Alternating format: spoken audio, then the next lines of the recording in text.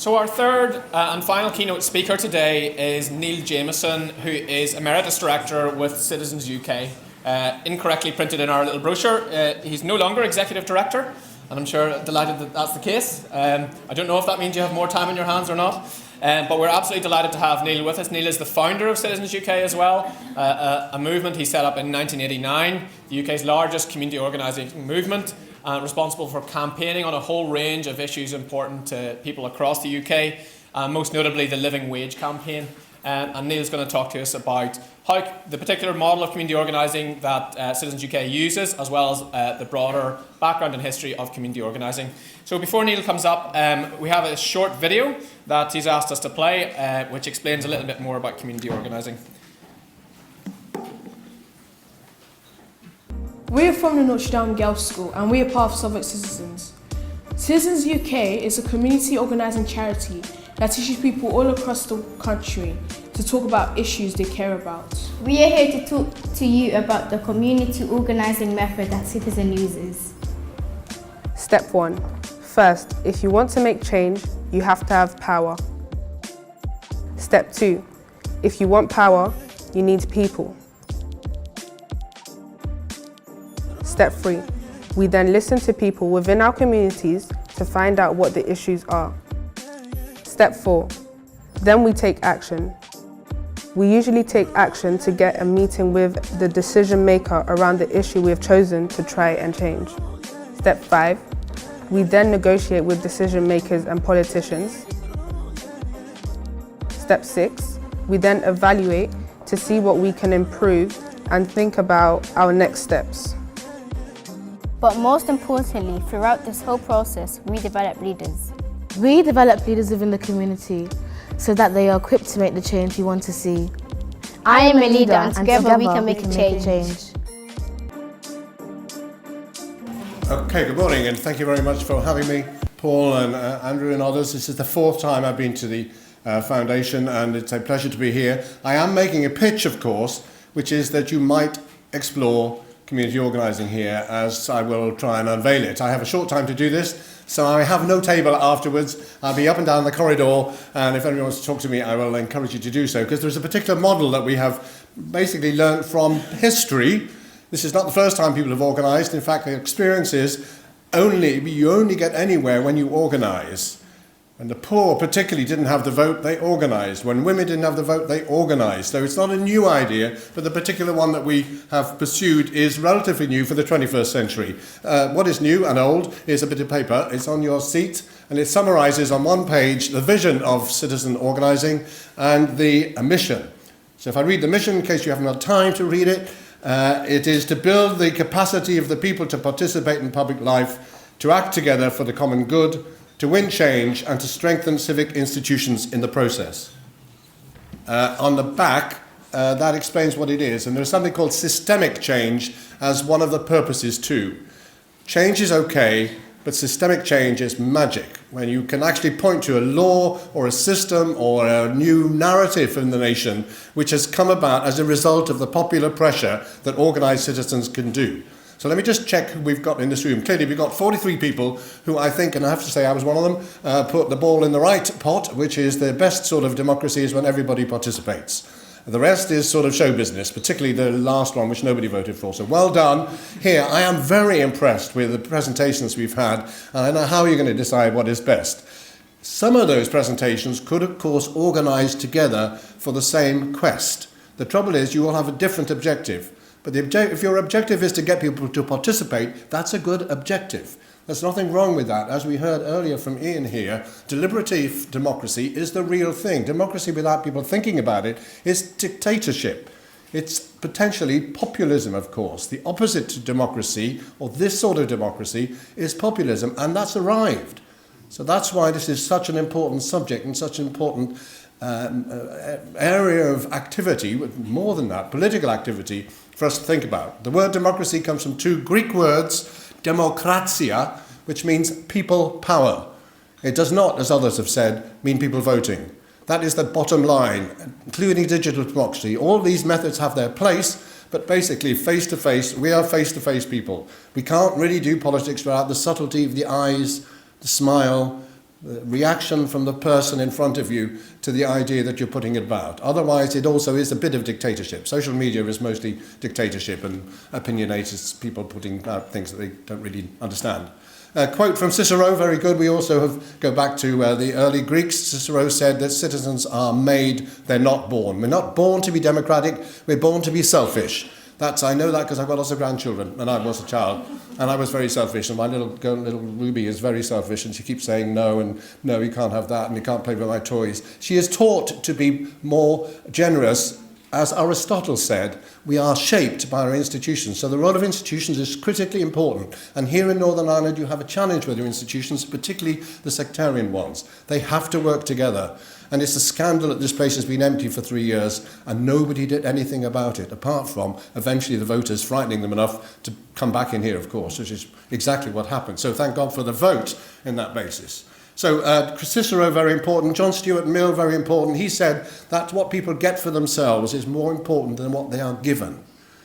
So the danger of some of the methods that I've heard about is they're all trying to get somebody in power to say, yes, we'll do that. Or has come up with an idea and says, I want you people to decide for me because I can't make the decision, it's too controversial. What should I do?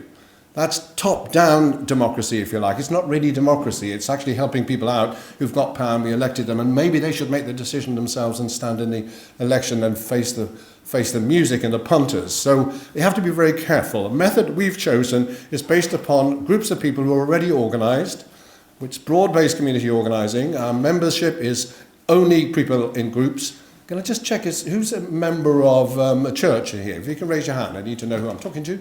Member of an institution, a club, a trade union, a local voluntary association, a civic alliance. Pretty good. Okay.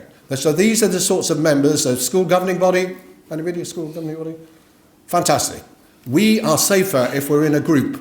We are out of control when we're on our own in front of a screen, if you like, because there's nobody to say, hang on a minute, it doesn't really make sense. So that's why we organise institutions, because these institutions are floundering. Many of them are losing members. If you look at the rate of the church particularly here, they're empty.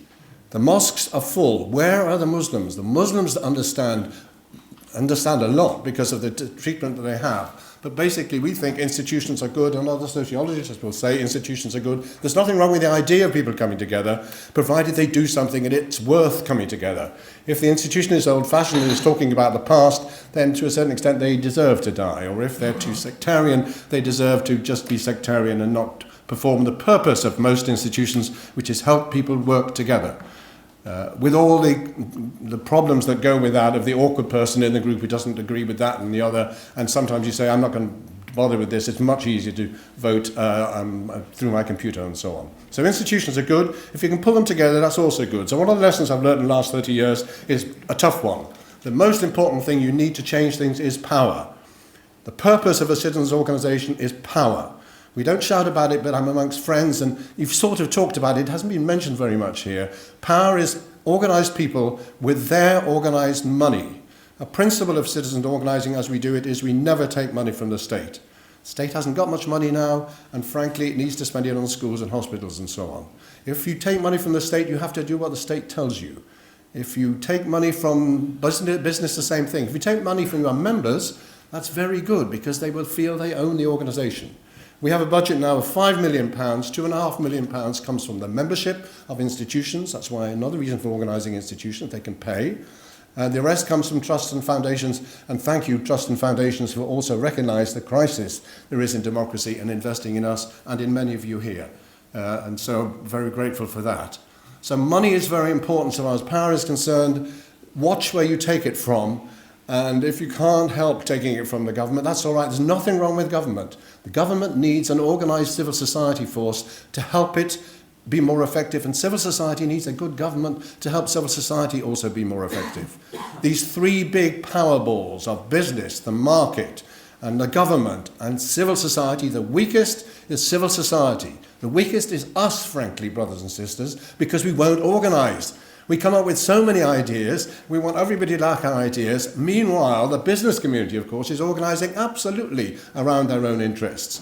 And they are decimating our institutions in many cases, because they offer another attractive alternative, which is don't organise, stay home and buy a product. So I wouldn't say businesses are the opposite of what we're doing, but then it's a different self-interest, effectively. And we are blessed by lots of citizens, lots of businesses having been persuaded to pay the living wage, and now 6,000 living wage accredited employers. Very few in Belfast and in Northern Ireland, because nobody organises them. And so it's a challenge for you to think about.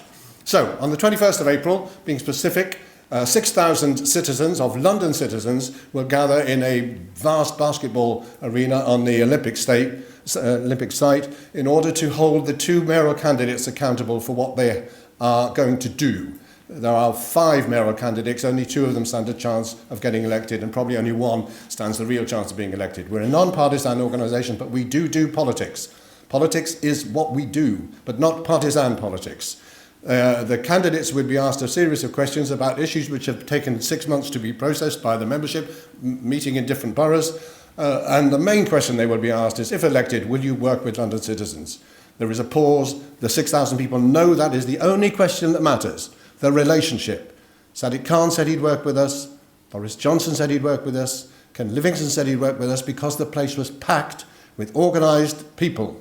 No booze, no activity, no questions from the floor. A total 6,000 to 1 will take place on the 21st of April. If you want to be there, let me know and I will make sure that happens. The same is happening in Manchester with the mayoral candidates there. The same will happen in Birmingham with the mayoral candidates there. That's what we do. We get relationships with people in power. We organise to have relationships primarily with each other, and then we work out what the issues are, and then we act on them. And then we get relationships with people we could not reach if we did not have 6,000 organised people, and many, many more. About 500,000 people are now actively involved in this. There are citizens groups in most urban cities who have got the point of doing this for themselves. You don't have to ask permission, but you have to find institutions that will join together and work together for the common good. I just want to finish with 2010, the election. Giddy times when you look back on it. It was a fight. Gordon Brown had struggled to make his point and had a rough time in the run-up to the election. We said, why can't we organise a general election assembly and get the 3 parliamentary candidates there, Cameron and Clegg and Brown?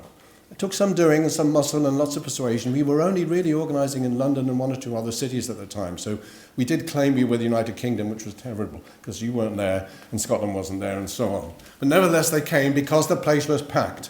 The media came, the world media came.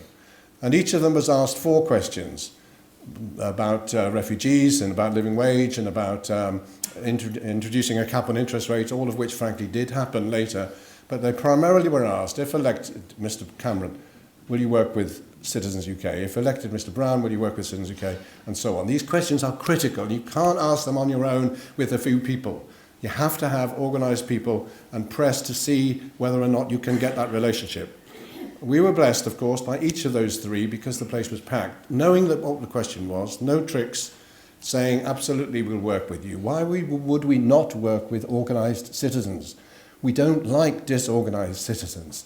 It's a sort of message for sympathy. We have to understand that. If organised citizens with a reasonable request, which is a relationship, is magic.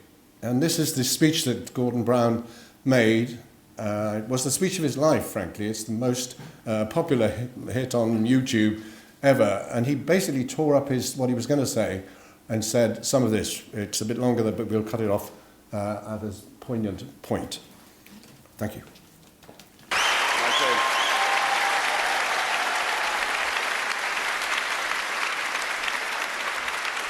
Citizens, there has been no more eloquent testimony made to the case for a living wage, the case for fairness and dignity for all, than the case made by Theas this afternoon, and I want you to thank her for what she said to us and the way she said it.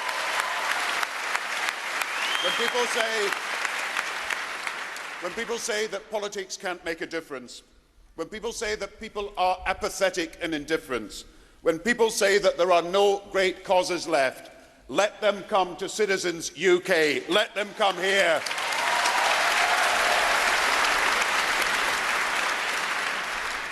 Our shared belief is that wealth must serve more than the wealthy, that prosperity must serve more than the simply prosperous, that good fortune must help more than those who are just fortunate. And your movement is like every other great movement in history. It is built on moral convictions. First hundreds, then thousands, then hundreds of thousands of people, they say, inequality should not be woven into the fabric of our lives. People of compassion and goodwill should never journey without hope, and no injustice should endure forever. And you know what taught me? Do you know what taught me more than any book ever taught me? It was a video. It was a video created for the Make Poverty History campaign. And it's a video that sums up for me the strength of a movement. It encompasses the great campaigns of our time. It's a video that shows the abolitionist movement, the civil rights movement, the Votes for Women movement, the anti-apartheid movement. And every time it shows that movement, it passes by the leaders who spoke on the stage and zooms in on the faces of the crowds like the crowd here today. The people who gathered to hear Wilberforce speak about slavery, the men and women on the march to Washington with Martin Luther King. And the point of zooming in on the crowds is that nobody was a spectator, that the people in the crowd, the people whose names are not recorded in the books of history, are the real change makers, the people who made history by being there and demanding change. And that is you. Good, well, that was a pretty good speech, and obviously he makes a very good point there. The people that make history are the people who turn up. The people who make history are the people who are organised on multifaceted things. Many issues there are. There's too many issues to deal with now. And I hope that's given you joy, partly about oratory, partly about Gordon Brown and the injustice of the voting system. Of course, people say, well, he didn't get elected, but David Cameron got elected, and we met with him consistently.